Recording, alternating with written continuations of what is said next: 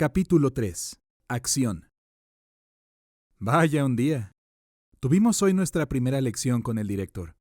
Nos reunimos en la escuela, en un teatro, aunque pequeño, perfectamente acondicionado.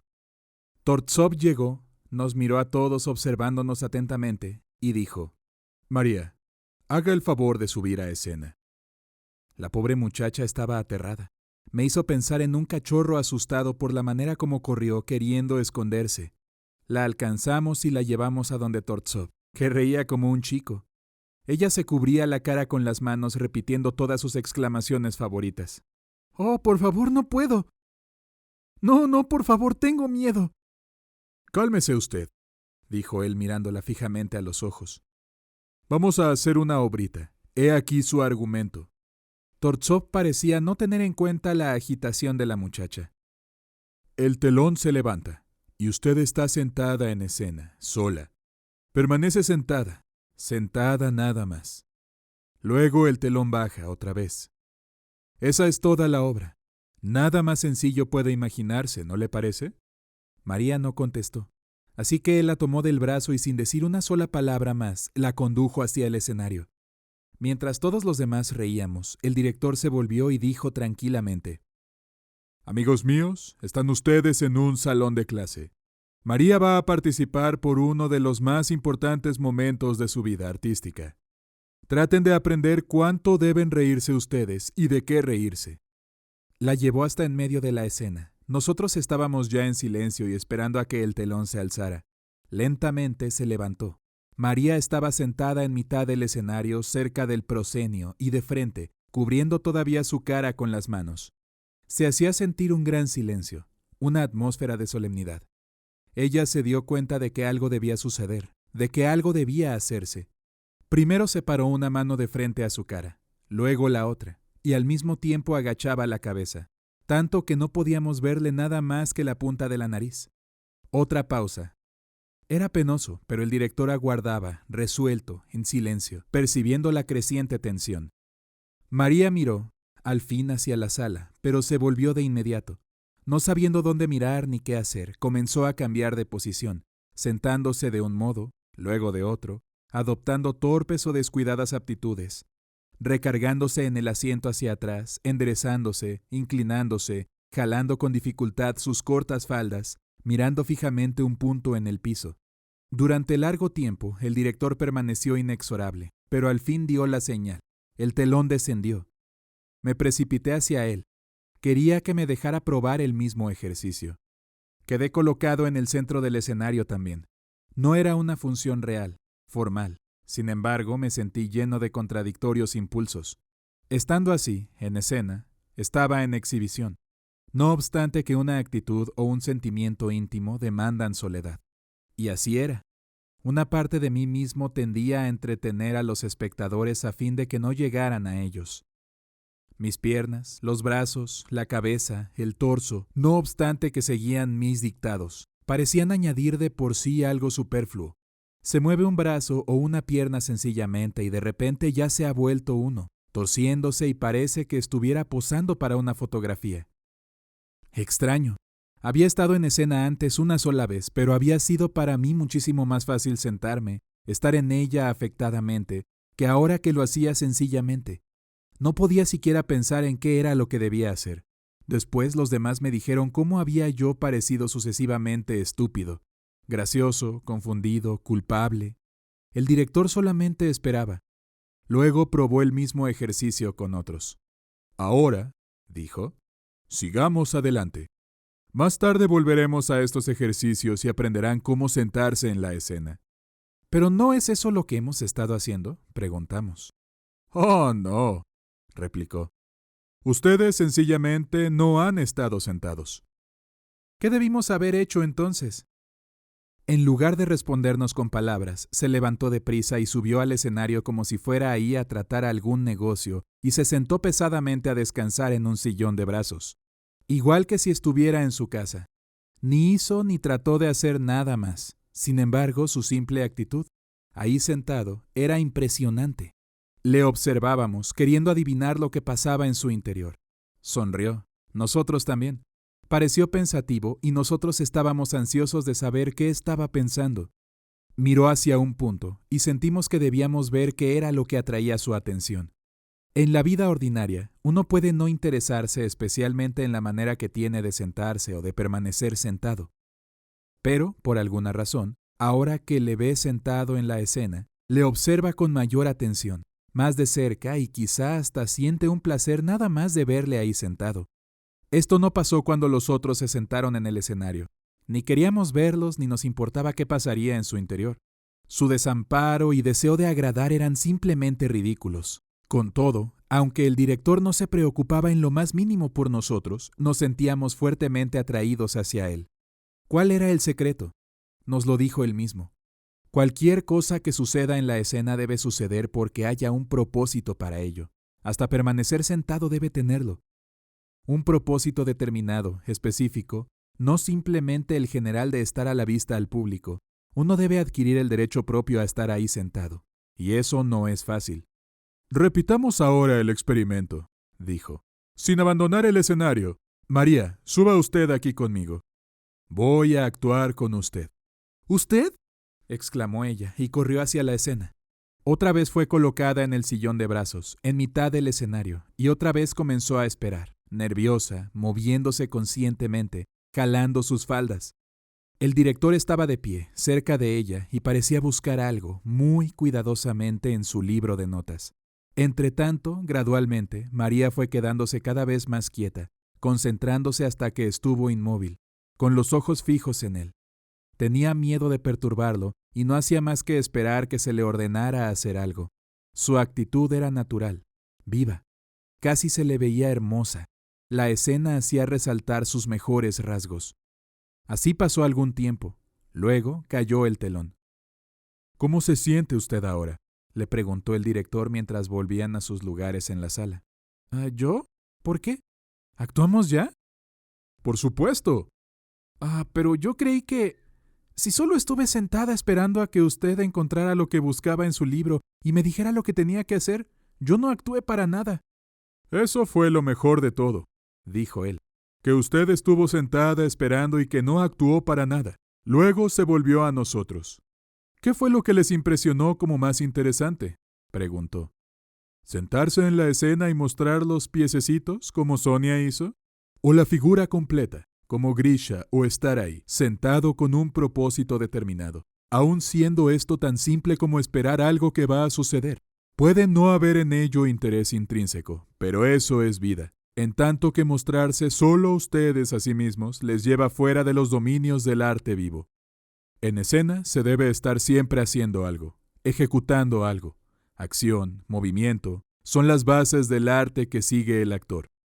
Pero, intervino Grisha, acaba usted de decirnos que actuar es necesario y que mostrar los pies o el cuerpo, como hice yo, no es acción. ¿Es acaso acción sentarse en una silla como usted hizo sin mover un solo dedo?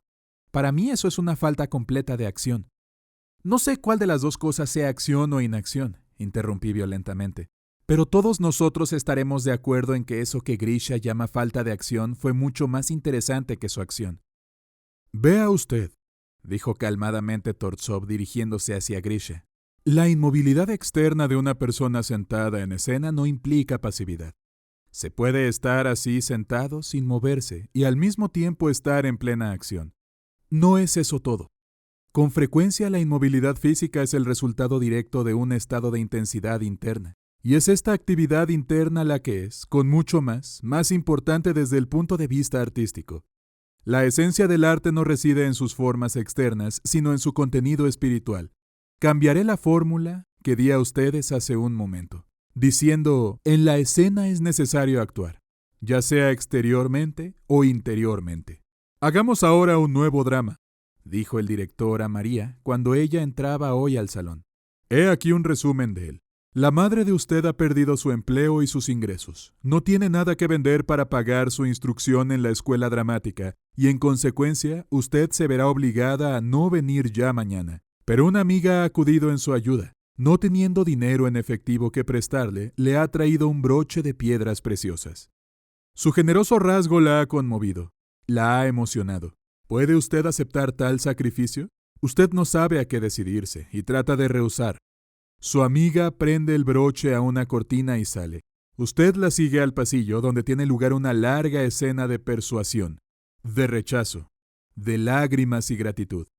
Al fin, usted acepta. Su amiga se va y usted regresa a su cuarto por el broche. Pero, ¿dónde está? ¿Pudo alguien haber entrado y tomarlo? En una casa de asistencia eso podría ser perfectamente posible. Usted emprende una búsqueda cuidadosa que tortura sus nervios. Suba ahora al escenario. Yo prenderé el alfiler en un pliegue de esta cortina y usted lo encontrará. En un momento más, él avisó que estaba listo. María se precipitó al escenario como si fuera perseguida. Corrió hasta el borde de las candilejas y luego volvió atrás, tomándose la cabeza con las manos, acongojada y dando muestras de terror. Volvió adelante y de nuevo atrás, esta vez en dirección opuesta. Saliendo violentamente hasta el frente del escenario, alcanzó los pliegues de la cortina, sacudiéndolos desesperada y finalmente ocultó entre ellos la cabeza, intentando dar idea, con esto, de que buscaba el broche. No encontrándolo, se volvió rápida, lanzándose fuera del escenario y tomándose la cabeza con las manos, golpeándose el pecho, aparentemente para representar lo trágico de la situación. Nosotros, sentados en la luneta, apenas podíamos contener la risa. No fue mucho antes de que María bajase corriendo hasta nosotros, con la actitud de triunfo más completa. Sus ojos brillaban, sus mejillas ardían. ¿Cómo se siente usted?, preguntó el director. Maravillosamente. No puedo siquiera expresarlo. ¡Feliz!, exclamó, mirando alrededor. Me he sentido como si hubiera hecho mi debut, verdaderamente como en mi casa. Eso está muy bien, dijo él animándola. Pero, ¿dónde está el broche? Démelo usted. Sí, me olvidé. Es extraño. Lo buscó usted tan empeñosamente y lo ha olvidado. Antes de que nos diésemos cuenta, ya ella estaba en el escenario otra vez entre los pliegues de la cortina. No se olvide de una cosa, advirtió el director. Si encuentra el broche, está salvada. Podrá seguir viniendo a clases, pero si no lo encuentra, tendrá que dejar la escuela. De inmediato su cara adquirió una intensa expresión. Pegó sus ojos a la cortina, examinando cada pliegue de arriba a abajo, afanosa, sistemáticamente. Esta vez su búsqueda fue mucho más lenta y cuidadosa. Pero todos nosotros estábamos seguros de que no perdía un segundo de su tiempo y de que estaba verdaderamente excitada, no obstante que no hacía ningún esfuerzo para parecerlo. ¿Dónde está? ¡Lo he perdido! Esta vez las palabras fueron pronunciadas en voz baja. No está aquí, gritó ella desesperada con un acento de sincera consternación, cuando ya había examinado todos los pliegues de la cortina. Su cara era toda pesar y preocupación. Estaba de pie, inmóvil, como si sus pensamientos estuvieran lejos. Era fácil ver cómo la había afectado la pérdida del broche. La observábamos, esperábamos conteniendo el aliento, y por fin habló el director. ¿Cómo se siente ahora después de buscar otra vez?, le preguntó. ¿Que cómo me siento? No sé. Toda su actitud era desfalleciente. Alzó los hombros como si tratara de encontrar una respuesta. Involuntariamente seguía con la mirada fija en el piso del escenario. «Busqué bien», continuó un momento después. «Es verdad. Esta vez sí lo hizo realmente», dijo Tortsov. «¿Pero qué hizo usted la primera vez?» La primera vez estaba emocionada, sufría. ¿Cuándo se sintió mejor? ¿La primera vez cuando usted se precipitó en su búsqueda y casi arranca la cortina? ¿O la segunda cuando usted buscó con calma? Pues desde luego la primera cuando buscaba el alfiler. No intente hacernos creer que la primera vez lo buscó, dijo él. Ni siquiera pensó en ello. Usted solamente intentaba sufrir por la simple razón de apenarse, pero la segunda vez que realmente miró, buscó. Todos lo vimos. Entendimos, la creímos porque su consternación, su confusión, eran ciertas, existían. Su primera búsqueda fue mala, la segunda fue buena. El veredicto la dejó aturdida. Exclamó, ¿casi me muero la primera vez? Eso no cuenta, dijo él. Solo impedía la verdadera búsqueda. En escena no corra usted solo por correr, o sufra por sufrir. No actúe en general solamente por actuar, sino siempre con un propósito. Y verdadera verazmente, intervine. Eso es, acordó Tortsov. Y ahora vayan a la escena y háganlo. Y fuimos, pero durante un largo rato no supimos qué hacer y sentíamos que debíamos causar alguna impresión. Pero yo no hubiera podido pensar en nada de mayor importancia que la atención de un público. Comencé a hacer el Otelo, pero pronto me detuve. Leo ensayaba a ser ya un aristócrata, ya un general o un campesino. María corría tomándose la cabeza y tocándose el corazón para representar algo trágico. Paul se sentó en una silla adoptando una pose que recordaba a Hamlet y parecía estar representando pesadumbre o desilusión. Sonia coqueteaba a su alrededor, y junto a ella, Grisha le declaraba su amor según la más desgastada tradición escénica. Cuando miré a Nikolás Zumnovich y Dasha Dimkova, que de costumbre se escondían en un rincón, casi gemía al ver sus miradas fijas, sus actitudes de palo haciendo una escena del Brand de Ibsen. «Recapitulemos lo que ustedes han hecho», dijo el director. «Comenzaré con usted», añadió señalándome. «Y al mismo tiempo con usted y usted», continuó dirigiéndose a Paul y a María. «Siéntese aquí, en estas sillas, donde puedo verlos mejor, y comiencen. Usted está celoso, usted sufre y usted está triste. Nada más, produciendo estos estados de ánimo por sí mismos». Nos sentamos, y de inmediato percibimos lo absurdo de nuestra situación. Mientras estuve caminando dando vueltas como un salvaje acongojado, era posible imaginar que había algún sentido en lo que hacía.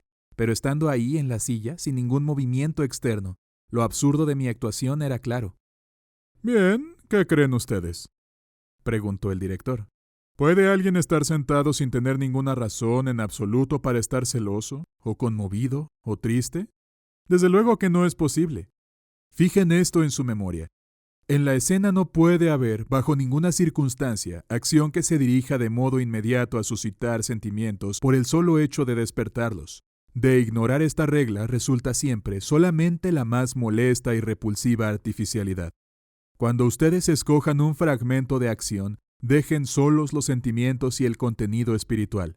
Nunca busquen estar celosos, sufrir, hacer el amor, nada más porque sí. Todos estos sentimientos son el resultado de algo que les ha antecedido. Sobre este precedente ustedes pueden pensar tanto como quieran. En cuanto al resultado, se producirá por sí mismo. La falsa animación de pasiones o caracterización de tipos, o el mero uso de actitudes y gestos convencionales. Todo esto son errores frecuentes de nuestra profesión. Pero ustedes deben mantenerse alejados de estas irrealidades. No deben solo copiar tipos o reproducir pasiones. Deben vivir unas y otras. La animación, la actuación que ustedes hagan de ellos, deben hacer y desarrollarse según ustedes lo vivan. Vania entonces sugirió que podríamos actuar mejor si el escenario no estuviera tan desmantelado y estuviera mejor acondicionado, con utilería, inmuebles y alguna chimenea, ceniceros. Muy bien, acordó el director. Y así terminó la lección.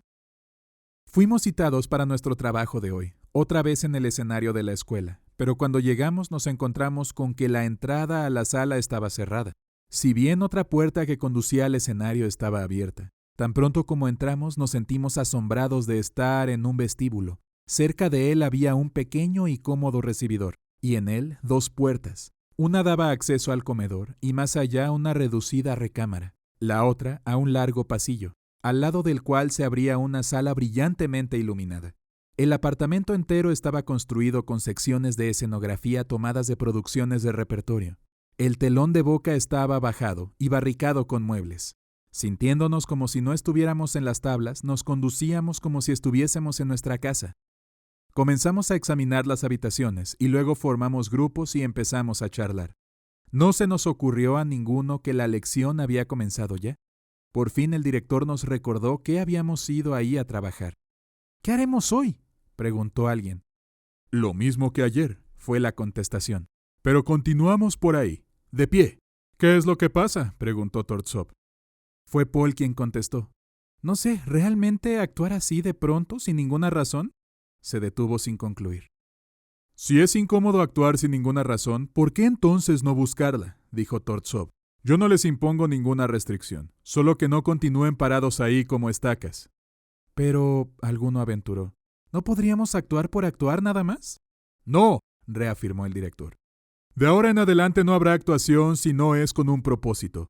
Ahora tienen el ambiente, el acondicionamiento que pidieron ayer. ¿No pueden sugerir algún motivo interno que derive en simples actos físicos? Por ejemplo, si yo le pido a usted, Vania, que vaya y cierre esa puerta, ¿querría hacerlo? ¿Cerrar la puerta? Desde luego. Y Vania fue, la cerró de golpe y regresó antes de que tuviéramos ocasión de observarle. Eso no es lo que quiere decir cerrar la puerta, dijo Tortsov. Con la palabra cerrar impliqué un deseo de que la puerta quedara cerrada efectivamente, para evitar la corriente de aire o bien que las personas que están en el cuarto contiguo no oigan lo que decimos.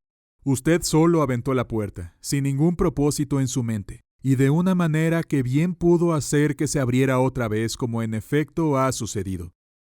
No me propuse cerrarla bien, francamente, dijo Vania. Si le es difícil, tómese más tiempo y cuidado para cumplir con lo que le he pedido, dijo el director. Esta vez Vania cerró la puerta debidamente. Dígame usted que haga algo, pedí. ¿Le es imposible pensar en ello? Vea, ahí hay una chimenea y leños. Haga fuego. Hice como me dijo. Puse los leños en la chimenea, pero no encontré cerillas, ni en mi bolsillo, ni sobre la repisa de la chimenea. Regresé donde Tortsov para decirle de mi dificultad. ¿Para qué diablos quiere usted cerillas? Para encender el fuego. La chimenea es de papel. ¿Intenta usted incendiar el teatro? Solamente quería hacer algo como que la encendía, expliqué. Me extendió la mano vacía.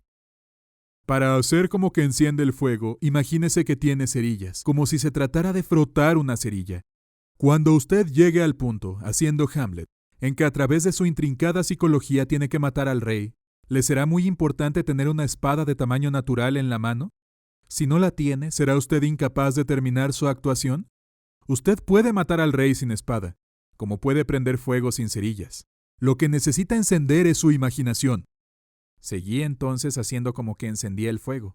Para ampliar la acción, me hice a la creencia de que las cerillas se apagaban varias veces y aún me esforcé en proteger la flama con las manos. También traté de ver el fuego, de sentir su calor, pero acabé con ello y pronto me sentí fastidiado, y así me obligué a pensar en algo más que hacer. Comencé a cambiar de sitio los muebles, luego a contar los diversos objetos que había en el cuarto, pero no habiendo propósito tras estos actos, todos eran mecánicos. No hay nada extraño en ello, explicó el director. Si una acción no tiene fundamento interno, no puede retener la atención. No toma tiempo el empujar unas cuantas sillas por ahí, pero si usted estuviera obligado a arreglarlas de diferente manera, según un propósito particular, ¿cómo suponer que tiene invitados a comer o que debe darles asiento de acuerdo con su categoría o su edad, o para hacerlos congeniar? Ya le llevaría tiempo hacerlo. Pero mi imaginación estaba agotada. Tan pronto como Tortsov se dio cuenta de que lo mismo sucedía a todos, nos reunió en el recibidor. ¿No están avergonzados de sí mismos? Si trajera aquí una docena de chiquillos y les dijera que esta era su nueva casa, ya verían ustedes activarse su imaginación. Sus juegos serían verdaderos juegos. ¿No pueden ustedes hacer como ellos? Es fácil decir eso, dijo Paul en tono quejumbroso. Pero no somos niños.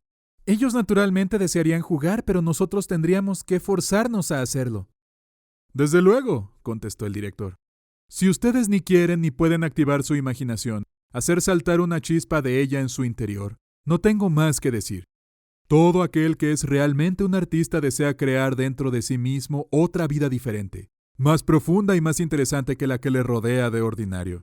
Si el telón estuviese arriba y hubiera público en la sala, intervino Grisha, ese deseo podría despertar. No, replicó con decisión el director. Si ustedes son verdaderos artistas, sentirán el deseo sin necesidad de público ni accesorios. Sean ustedes francos. ¿Qué es lo que realmente les impide actuar de alguna manera? Yo expliqué que podría encender un fuego, cambiar los muebles, abrir y cerrar puertas, pero que estos actos no podían prolongarse lo suficiente para retener mi atención. Enciendo el fuego, cierro la puerta y se acabó. Si un acto condujera al otro y éste diera ocasión a un tercero, un impulso y una tensión naturales podrían crearse. En resumen, concluyó él, lo que ustedes creen necesario no son actos breves externos, casi mecánicos, sino algo que tenga una más amplia perspectiva, más profunda y sea más complicado. No, contesté, pero denos usted algo que aunque sea sencillo tenga interés. ¿Quiere usted decir, dijo manifestando perplejidad, que todo ha de depender de mí? Seguramente la explicación de eso debe buscarse en los motivos internos. En las circunstancias en las cuales y por cuya causa ustedes ejecutan un acto. Tomen, por ejemplo, el abrir o cerrar de una puerta. Nada puede ser más simple. Podrán decir ustedes, o menos interesante, o más mecánico. Pero supongan que en este apartamento de María vivía un hombre que de pronto se volvió loco y al que encerraron en un manicomio. Si se hubiera escapado de allá y estuviera detrás de esa puerta, ¿qué harían ustedes? Una vez planteada así la cuestión, nuestra finalidad interna, como el director había explicado, se alteró. Ya no pensamos más en cómo prolongar nuestra actividad, ni nos preocupamos de su forma externa. Nuestra mente se había dirigido a estimar el valor del propósito de este o aquel acto, según el problema que se nos presentaba. Comenzamos a medir con la vista la distancia a la puerta y a buscar con qué asegurarnos. Se examinaron las probables direcciones de escape alrededor. En caso de que el loco pudiera forzar la puerta, nuestro instinto de conservación percibía el peligro y sugería diversos modos de comportarse ante él. Ya fuera accidentalmente o de propósito, Vania, que se había colocado contra la puerta desde que se cerró, de repente brincó y empezó a correr, y nosotros lo hicimos también tras él. Las muchachas gritaban y salieron corriendo hacia la otra habitación. Al final yo me encontré debajo de una mesa, con una pesada palmatoria de bronce en la mano. No habíamos acabado. La puerta estaba ahora cerrada, pero no asegurada porque no había llave. Por lo tanto, lo más seguro y mejor que podía hacerse era levantar una barricada de sofás, mesas, sillas, luego llamar al manicomio y lograr que se dieran los pasos necesarios para que el loco fuera puesto bajo custodia otra vez. El éxito de esta improvisación me animó. Fui hasta el director y le pedí que me diera otra oportunidad de encender el fuego. Sin vacilar me dijo que María acababa de heredar una fortuna, que ella había tomado este apartamento y que celebraba su buena suerte con una tertulia a la que había invitado a todos sus compañeros, uno de ellos en muy buenas relaciones con Kachalov, Moskvin y Leonidov. Había prometido traerlos a la fiesta, pero el apartamento era casi helado y la calefacción central todavía no estaba arreglada, no obstante que afuera ya se sentía mucho frío. ¿Podría encontrarse un poco de leña para encender el fuego? Se consiguieron de un vecino algunos troncos. Se encendió un pequeño fuego, pero el humo era insoportable y tuvo que apagarse. Entretanto se había hecho tarde. Se encendió otra vez el fuego, pero la leña era verde y apenas prendía. En un minuto más, los invitados llegarían. Ahora, continuó, déjeme ver qué haría usted si mis hechos supuestos fueran reales. Cuando terminamos con todo, el director concluyó. Puede decirse que hoy actuaron ustedes con un motivo. Han aprendido que toda acción en el teatro debe tener una justificación interna y ser lógica, coherente y real. Segundo, una condición. Un sí. Actúa como una palanca que nos levanta del mundo de la realidad a los dominios de la imaginación. El director procedió hoy a enumerar las diversas funciones del sí. Esta palabra tiene una cualidad peculiar, una especie de poder que se percibe y que produce instantáneamente un estímulo interior. Noten también cuán fácil y simplemente se produce este. Esta puerta, que fue el punto de partida de nuestro ejercicio, llegó a ser un medio de defensa, y el objetivo básico para ustedes, el objeto de concentración de su atención, fue un deseo producido por el instinto de conservación. La suposición de un peligro es siempre excitante. Es una especie de levadura que fermenta en cualquier momento.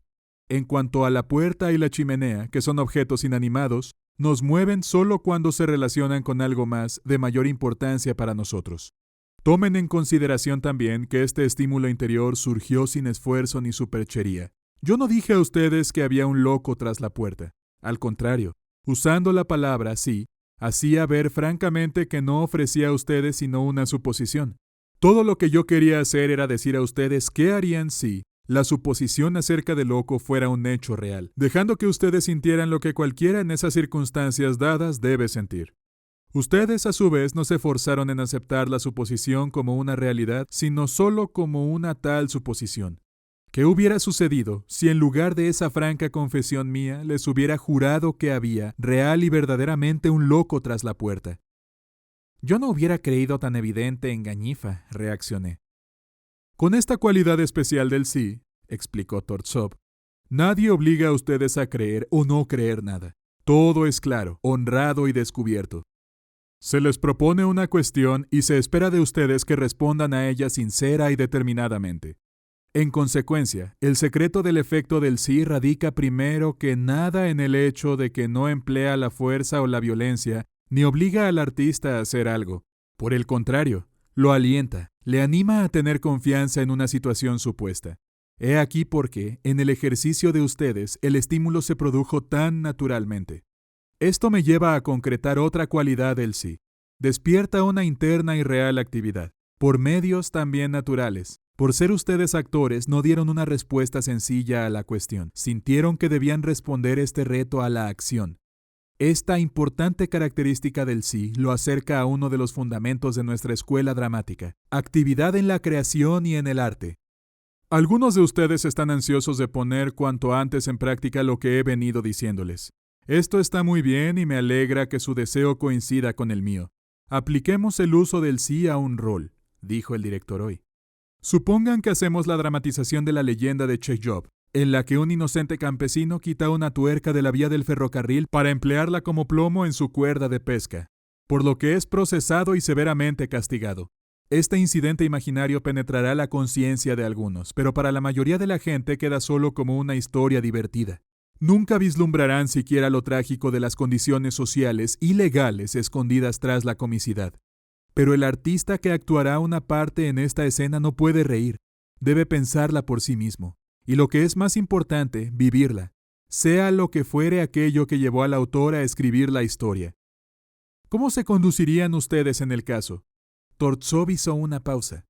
Los estudiantes quedamos en silencio, pensativos un rato.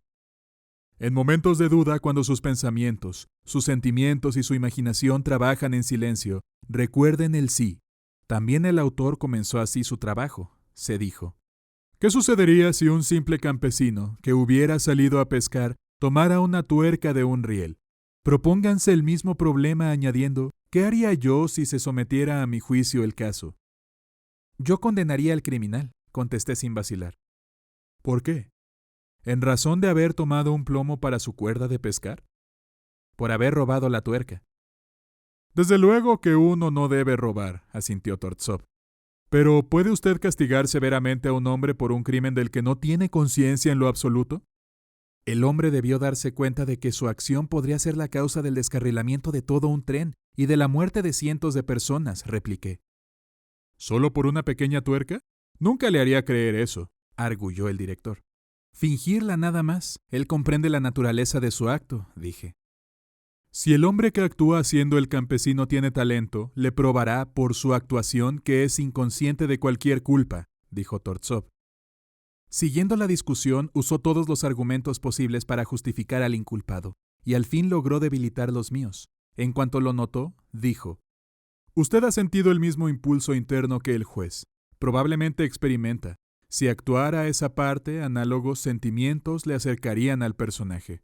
Para lograr esta relación entre el actor y la persona que encarna, hay que añadir ciertos detalles concretos y que llenarán la obra, precisando su sentido y dotándola de acción e interés.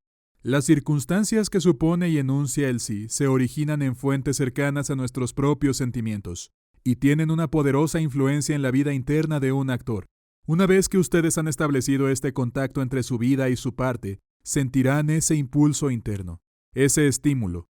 Añadan una serie compleja de contingencias basadas en su propia experiencia en la vida y verán cuán fácil es para ustedes creer sinceramente en la posibilidad de aquello que van a hacer en escena. Elaboren por entero un rol en esta forma y crearán completa una nueva vida. Los sentimientos despertados se expresarán por sí mismos en los actos de las personas imaginarias a las que la obra ha colocado en las circunstancias hechas por esta misma. ¿Son aquellos conscientes o inconscientes?, pregunté. Haga la prueba usted mismo. Tome cada uno de los detalles del proceso y decida qué es consciente y qué es inconsciente en su origen. Nunca resolverá usted el embrollo, porque ni siquiera recordará algunos de sus más importantes momentos. Estos surgirán, en todo o en parte por sí mismos, y pasarán inadvertidos en los dominios del subconsciente. Para convencerse por sí mismos, pregunte usted a un actor. Después de una gran actuación, ¿cómo se sintió mientras estuvo en escena y qué hizo ahí? No será capaz de contestarle porque en realidad no supo cómo vivió esos momentos y no recuerda muchos de los más significativos. Todo lo que usted logrará saber de él es que se sintió bien en la escena y que estuvo en relación fácil con los demás actores. Más allá de esto, no le dirá nada. Le sorprendería a usted si le describiera su actuación. Gradualmente vendría a darse cuenta, por ello, de cosas sobre su actuación de las cuales no había tenido en absoluto conciencia. Podemos concluir de esto que el sí es también un estímulo para la creación subconsciente. Además, nos ayuda a realizar otro de los principios fundamentales de nuestro arte, creación no consciente mediante técnica consciente. Hasta aquí he explicado los usos del sí en relación con dos de los principios básicos de nuestro tipo de acción. Pero es aún más estrecha su relación con un tercero. Nuestro gran poeta Pushkin escribió acerca de ello en su inconcluso artículo sobre el drama. Entre otras cosas dijo, sinceridad de emociones, sentimientos que parezcan verdaderos en determinadas circunstancias dadas.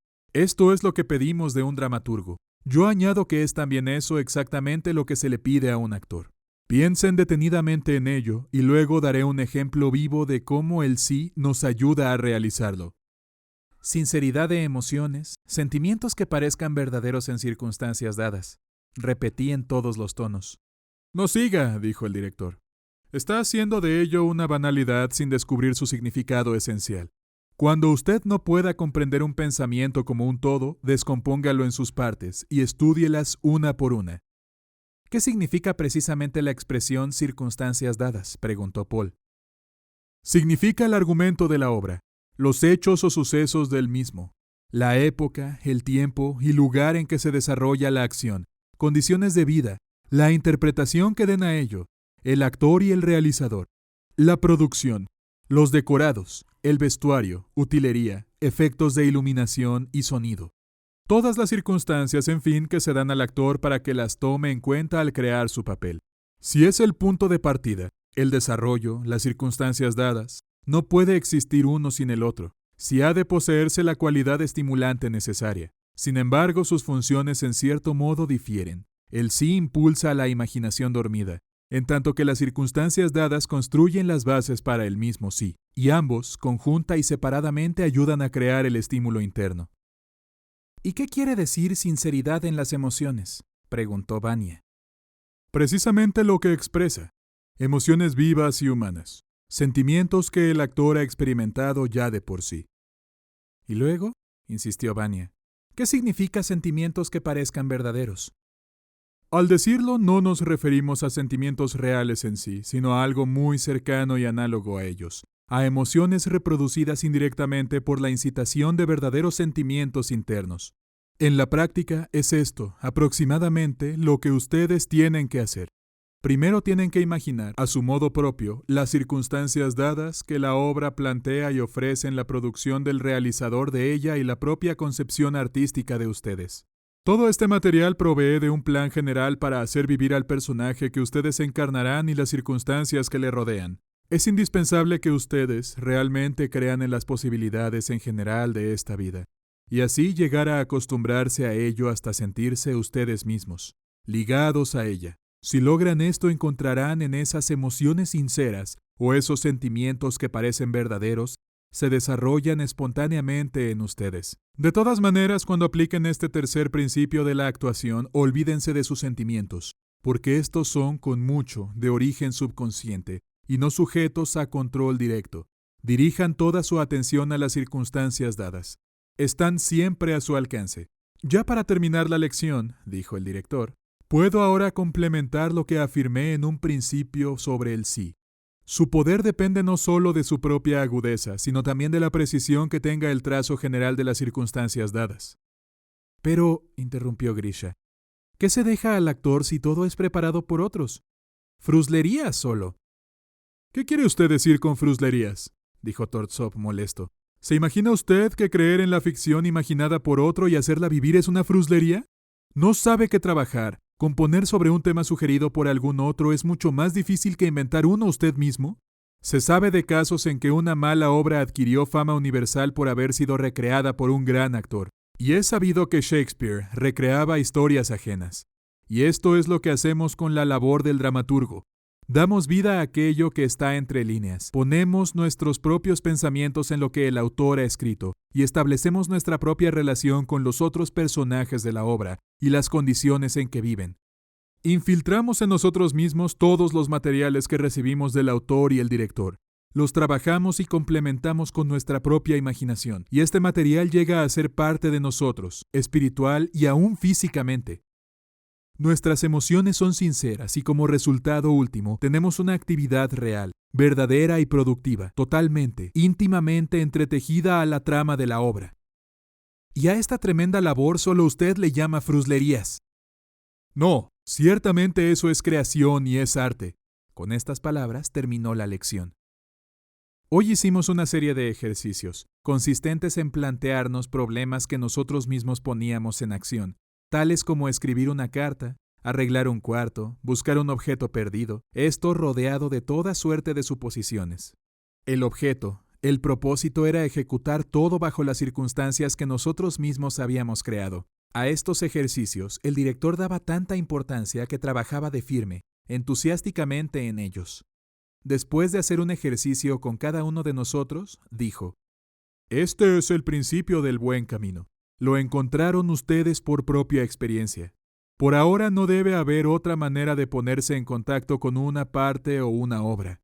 Para entender la importancia de el punto correcto de partida, comparen lo que acaban de hacer con lo que hicieron en la función de prueba.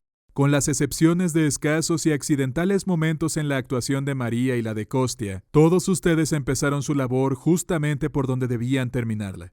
Estaban decididos a despertar fuertes emociones en sí mismos y en el público desde un principio, a ofrecer imágenes vivas y al mismo tiempo a exhibir todas sus cualidades internas y sus dones externos. Este proceder erróneo condujo naturalmente a la violencia. Para evitar tales errores, recuerden siempre que cuando se comienza a estudiar un papel, debe primero reunirse todo el material que tenga alguna relación con él y suplementarlo con más y más imaginación, hasta haber alcanzado tanta semejanza con la vida. Que sea fácil creer en lo que están ustedes haciendo. Al principio, olvídense de sus propios sentimientos. Cuando las condiciones internas se hayan preparado, y bien, los sentimientos saldrán a la superficie por sí mismos.